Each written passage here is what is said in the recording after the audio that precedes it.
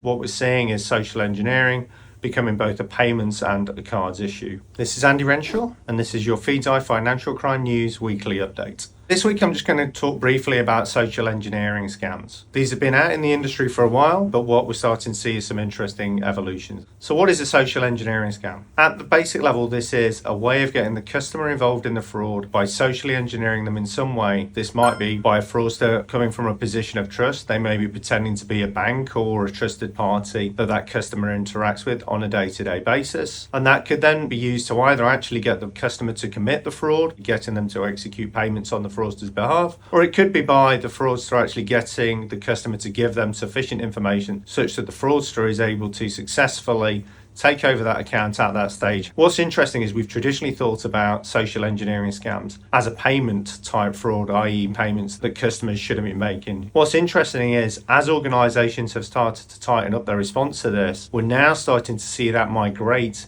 into the cards type channel where customers are actually being asked to either give up their card information or make card-based transactions to merchants that the fraudster is then able to benefit from. And this may be because they're working with a merchant that is collusive, or the fraudster is actually able to gain the goods on the other side, either by contacting that merchant and having the goods moved such that they get delivered to the fraudster, or potentially even intercepting the delivery on the way. An obvious way they could do this is potentially ask for that delivery to be placed at a certain delivery point that the fraudster can access, and they know the customer will actually give them the information which enables them to pick up that delivery as a result. So what we're seeing is social engineering becoming both a payments and a cards issue, which is an interesting evolution. Education of customers remains vital, but what we're now seeing is more and more that cross-channel strategies are going to be massively effective in preventing this, because sometimes the fraudster will actually use somebody's banking to gain information, but then may use cards as the transaction vehicle.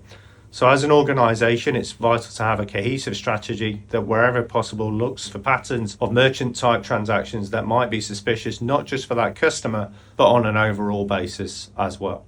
So as these techniques evolve, areas such as machine learning, customer profiling, and having really nimble rule strategies are going to be vital in this defense, along with making sure customers are kept up to date with the latest threats. This is Andy Renshaw, and this has been your weekly update.